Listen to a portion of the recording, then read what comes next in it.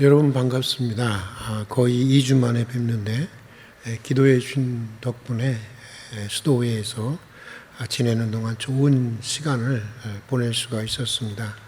감사를 드리고 이 밤도 하늘의 문이 열리고 기도의 응답이 있는 은총의 시간이 되기를 바랍니다. 오늘 우리가 함께 읽고 나눌 말씀은 사사기 8장 22절부터 28절까지의 말씀입니다. 사사기 8장 22절부터 28절까지의 말씀입니다. 제가 읽도록 하겠습니다. 그때 이스라엘 사람들이 기드온에게 이르되 당신이 우리를 미디안의 손에서 구원하셨으니 당신과 당신의 아들과 당신의 손자가 우리를 다스리소서 하는지라. 기드온이 그들에게 이르되 내가 너희를 다스리지 아니하겠고 나의 아들도 너희를 다스리지 아니할 것이요 여호와께서 너희를 다스리시리라 하니라. 기드온이 또 그들에게 이르되 내가 너희에게 요청할 일이 있으니 너희는 각기 탈취한 귀고리를 내게 줄지어다 하였으니 이는 그들이 이스마엘 사람들이므로 금 귀고리가 있었으니라. 무리가 대답하되 우리가 즐거이 드리리이다 하고 겉옷을 펴고 각기 탈취한 귀고리를 그 가운데에 던지니 기드온이 요청한 금 귀고리의 무게가 금 1700세겔이요 그 위에 또 소승달 장식들과 폐물과 미디안 왕들이 입었던 자색 의복과 또 그 위에 그들의 낙타 목에 둘렀던 사슬이 있었더라. 기드온이 그 금으로 에봇 하나를 만들어 자기 성읍 오브라에 두었더니 온 이스라엘이 그것을 음란하게 여함으로 그것이 기드온과 그의 집에 올무가 되니라. 미디안이 이스라엘 자손 앞에 복종하여 다시는 그 머리를 들지 못하였으므로 기드온이 사는 40년 동안 그 땅이 평온하였더라. 아멘. 고인이 되셨지만 오랫동안 한국 교회에 가장 영향력 있는 지도자 한 분이 이런 고백을 했습니다. 나는 평생 집 한 칸도 마련하지 못했고 내 평생 저금통장 하나 가져본 적이 없습니다. 지금은 사위집에 얹혀 살고 있습니다. 나는 평생 어떤 단체의 장이 되고자 노력해 본 일이 없었습니다. 그저 복음을 전하고 이웃을 사랑하고자 노력했을 따름입니다. 여러분들이 보기에 이분이 과연 성공한 사람이라고 여겨지십니까? 평생 집 한 채도 장만하지 못해서 딸네 집에서 얹혀 사는 사람을 성공한 사람이라고 우리는 말할 수 있을까요? 그러나 그럼에도 불구하고 어느 누구도 이분을 실패한 사람이라고 말하지는 않았습니다. 이 말은 종교 분야의 노벨상이라고 불리우는 이 템플던 상을 수상한 한경직 목사님의 인터뷰 내용입니다. 심리학자들에 의하면 현대인이 가지고 있는 가장 큰 강박관념은 성공에 대한 것이라고 합니다. 현대인들은 끊임없이 이 성공해야 한다고 하는 강박관념에 매달려서 살아간다는 것입니다. 그래서 남이 보기에 그 정도면 이 성공했다라고 생각하는 사람들조차 여전히 성공에 대한 생각을 떨치지 못한다고 하는 것입니다. 심지어 사회에서 가장 잘 나가는 분들도 그런 경우가 많이 있다고 하는 것입니다. 유명한 정신과 의사인 정혜신 씨에 의하면 자신에게 상담하러 오는 분들 중에는 이 CEO나 재벌들이 많이 있다고 하는 것입니다. 근데 이분들이 조금 친해지면 공통적으로 이런 고백을 한다는 것입니다. 선생님은 제가 돈이 많은 사람이라고 여기시겠지만 사실 말입니다. 저는 돈이 별로 없습니다. 라고 얘기를 한다는 것입니다. 이런 사람이 돈이 없으면 돈은 다 어디에 가 있는 것일까요? 일반인들은 감히 상상할 수 없을 만큼 우리 사회에서 가장 큰 부를 소유하고 가장 최고의 위치에 올라간 사람들임에도 불구하고 그들은 여전히 더 큰 성공을 목말라하고 성공에 대한 강박관념을 가지고 살아간다고 하는 것입니다. 일반인들은 이해하기 쉽지 않은데 그러고 보면 우리의 문제는 성공과 실패 그 자체에 있기보다는 어쩌면 성공과 실패에 대한 왜곡된 가치에 있는 것이 아닌가 그런 생각을 가지게 됩니다. 오늘은 사사 기도원을 통해서 믿음의 사람들이 가져야 할 성공과 실패의 가치, 다시 말해서 성공과 실패를 판단하는 성경적 기준에 대해서 우리가 생각해 보면서 기도의 제목을 나누어 보고자 합니다. 먼저 사사 기도원의 성공부터 살펴보고자 하는데, 여러분은 기도원이 자기 일생을 통해서 가장 성공한 순간을 어느 순간이라고 생각하고 있습니까? 일반적으로 사람들은 기도원이 300명의 용사를 이끌고 13만 5천 명의 미디안의 군대, 적군을 과의 대결에서 승리를 거둔 때를 기드온의 생애의 최고의 순간이라고 여길 것입니다. 그러나 사실은 이 승리가 그의 인생의 최고의 정점에 있었던 순간이 아니었습니다. 오늘 말씀해 보면 이스라엘 백성들이 전쟁에서 승리한 기드온을 찾아와서 그에게 부탁하는 장면이 나옵니다. 왕이 되어달라고 부탁합니다. 마치 떡 5개와 물고기 2마리로 한 아이의 한 끼분의 이 식사양으로 5천 명을 먹이시는 기적을 행한 후에 예수님을 찾아와서 이스라엘 백성들이 임금이 되어달라고 했던 예수님 당시 이 군중들처럼 말입니다. 우리 다 함께 한번 22절의 말씀을 읽어보도록 하겠습니다. 그때 이스라엘 사람들이 기드온에게 이르되 당신이 우리를 미디안의 손에서 구원하셨으니 당신과 당신의 아들과 당신의 손자가 우리를 다스리소서 하느니라. 임금이 되어달라는 것입니다.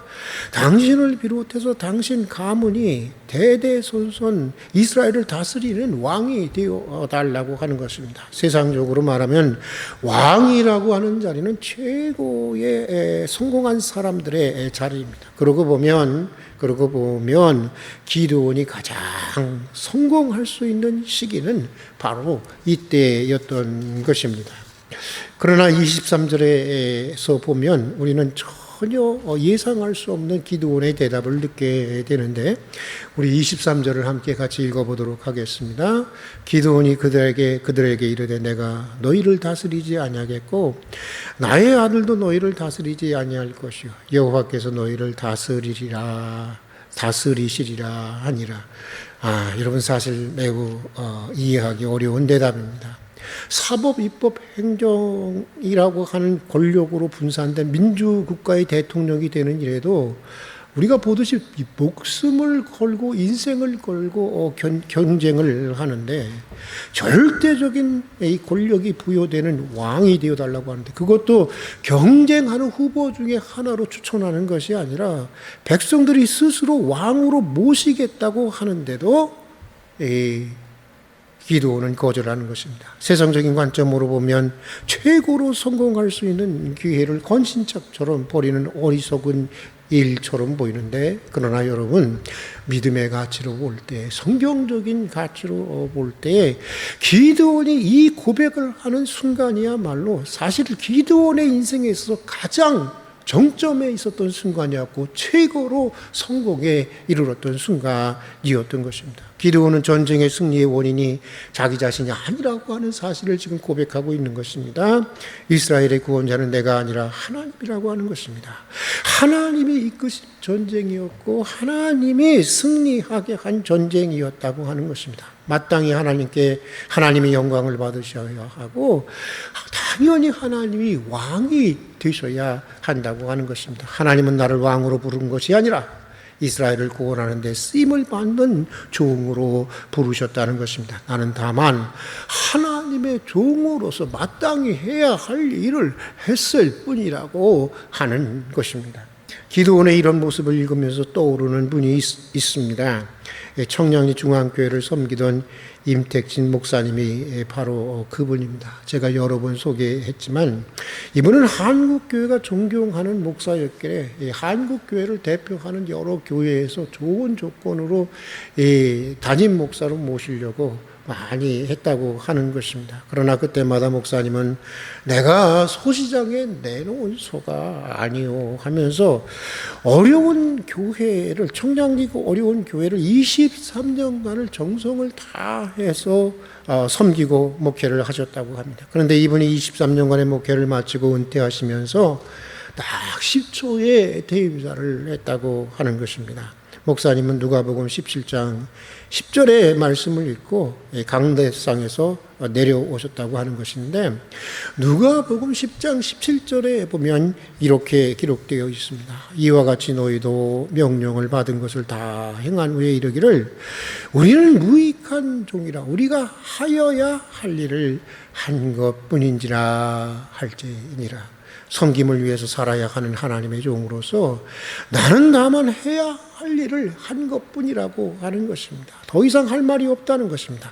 박수 받을 일도 아니고 칭찬 들을 일도 아니고 영광을 받을 일도 아니라고 하는 것입니다. 조그마한 공을 세우고도 크게 내세우려고 하는 오늘의 세태를 생각하면 시사하는 바가 작지 않은 것 같습니다. 앞으로 몇 년을 더 목회할지 모르지만 만약 은퇴를 할 기회가 제게도 주어진다면 이런 은퇴사를 할 마음으로 사실은 목회하고 싶습니다. 사랑하는 교우 여러분, 하나님의 사람에게 성공의 참된 의미는 바로 섬김에 있는 것입니다. 봉사에 있는 것입니다.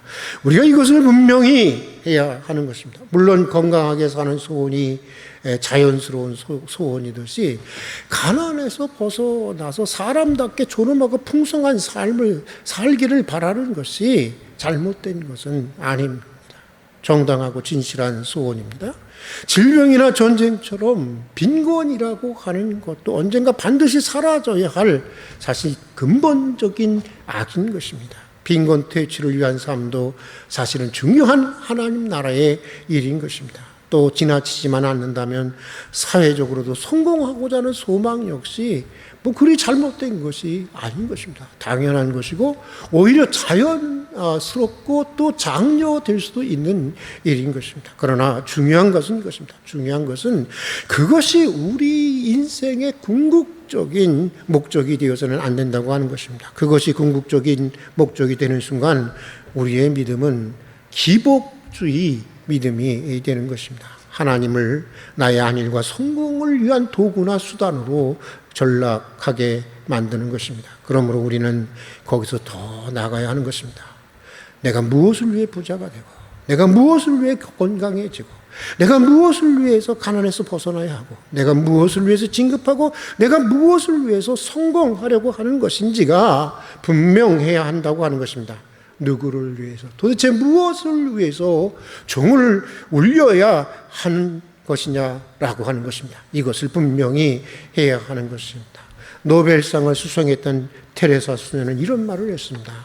성공은 결코 지배자들을 위한 왕관이 되어서는 안 된다. 성공은 다만 허리를 굽혀 남을 섬길 줄 아는 사람을 위한 보람의 훈장이어야 한다.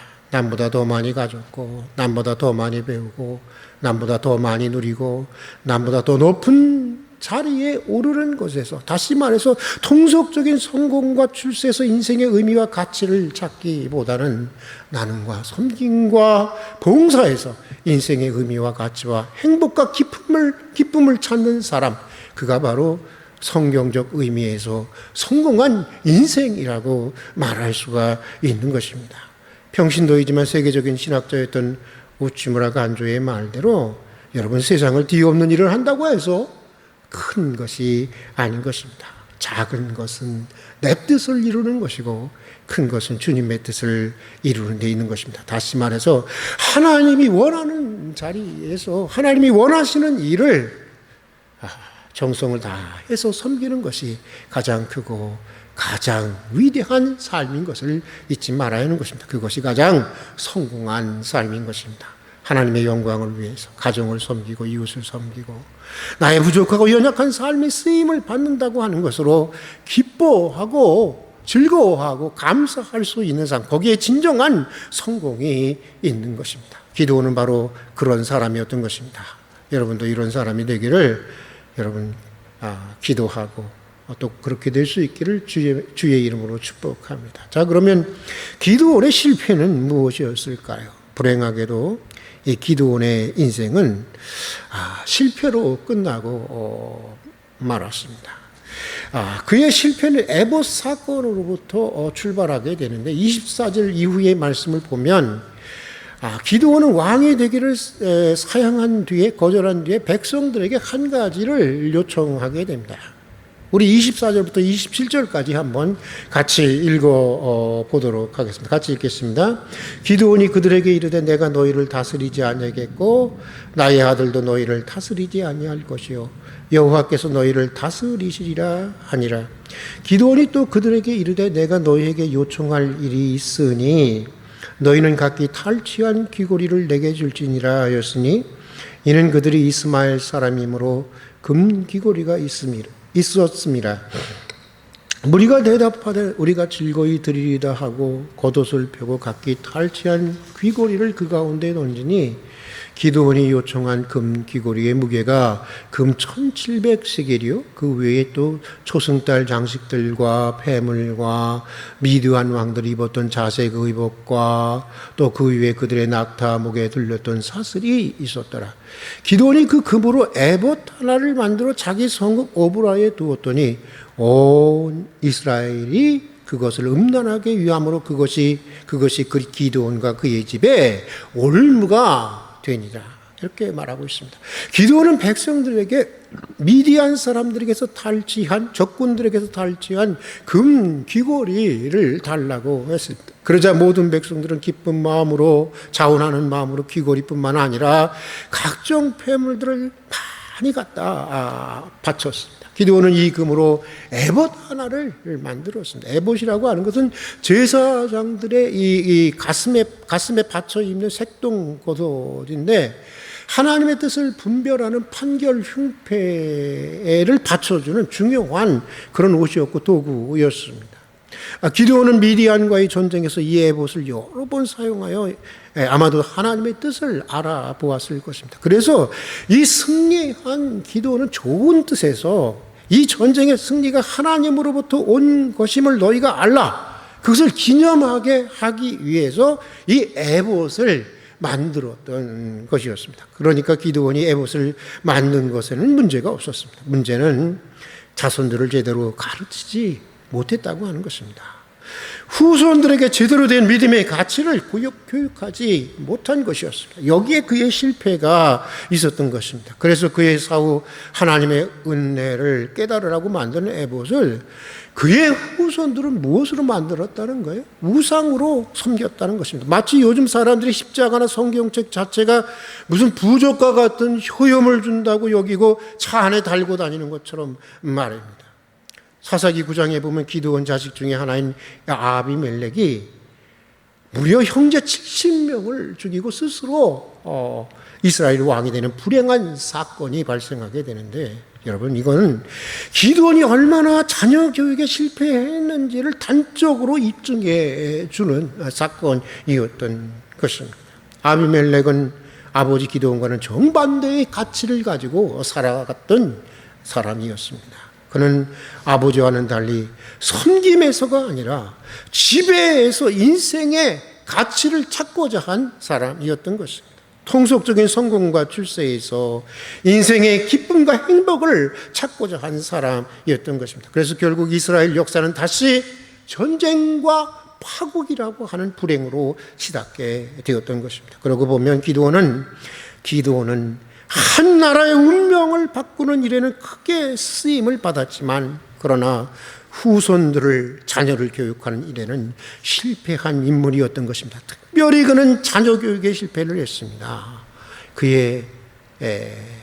그래서 그의 놀라운 업적, 그의 빛나는 그 공로는 잘못 기른 자녀들 때문에 다 물거품이 되고 말았던 것입니다. 여러분, 우리는 우리 자녀들의 신앙교육을 위해서 정말 더 열심히 눈물을 흘리며 기도하는 부모가 되어야 하는 것입니다. 무엇보다도 성공과 실패에 대한 무엇이 정말 잘 사는 것이고 무엇이 잘못 사는 삶인가에 대해서 바른 믿음의 가치를 교육할 수가 있어야 하는 것입니다. 가끔 아빠, 나는 아빠처럼 안 살 거야. 나는 부자로 살 거야.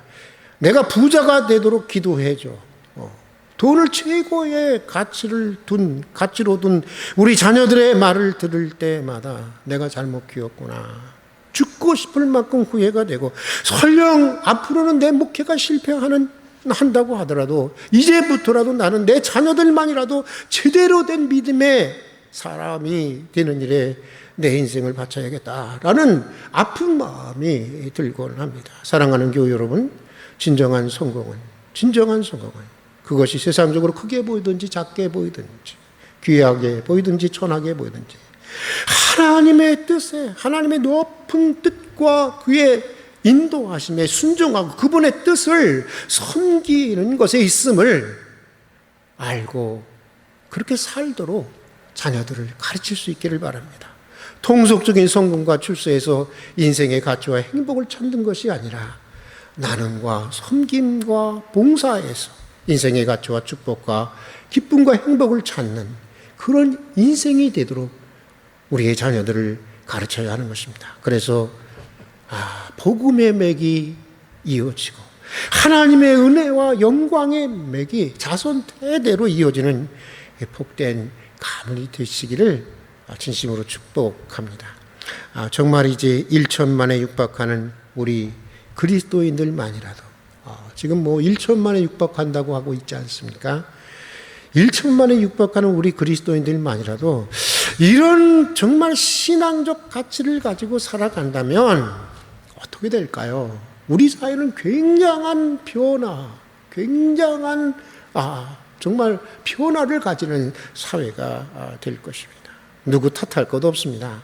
사실 우리 그리스도인이 가지고 있는 성공과 실패에 대한 왜곡된 가치의 문제인 것입니다. 오늘 기도원의 성공과 실패를 통해서 주시는 말씀을 거울로 삼아서 우리 자신의 삶을 비춰보고 정말 참회하고 또 새롭게 되는 그런 은혜가 있기를 바라면서 오늘은 여기까지 하도록 하겠습니다. 같이 기도하겠습니다. 지난 한 주 동안도 주님의 은혜 가운데 살게 해주시고 늦은 시간이지만 다시 기도의 자리로 불러주신 것을 진심으로 감사드립니다. 이 밤도 기도의 문을 열어주시고 응답의 역사가 나타나는 그런 은혜의 시간이 되게 해주시옵소서. 기드온처럼 통속적인 성공이 아니라 하나님 안에서 진정한 성공을 추구하는 그런 하나님의 사람들이 되게 해주시옵소서. 세상적인 성공과 출세에서 인생의 의미와 가치를 찾는 것이 아니라 하나님의 높은 뜻을 섬기며 나눔과 봉사에서 인생의 의미와 축복과 또 기쁨과 행복을 찾는 하나님의 사람들이 되게 해주시옵소서. 하나님의 영광을 위하여 가정을 섬기고 이웃을 섬기고 나의 부족하고 연약한 삶이 주님을 위해서 쓰임을 받는다고 하는 것으로 기뻐하고 감사하는 사람들이 되게 하여 주시옵소서. 특별히 우리 자녀들의 신앙교육을 위해서 더 열심히 눈물을 흘리며 기도하며 가르치는 부모가 되게 해 주시옵소서. 그리하여 복음의 맥이 이어지고 하나님의 은혜와 영광의 맥이 자손대대로 이어지는 복된 가문들이 되게 해 주시옵소서. 예수님 이름으로 기도드립니다. 아멘. 우리 계속해서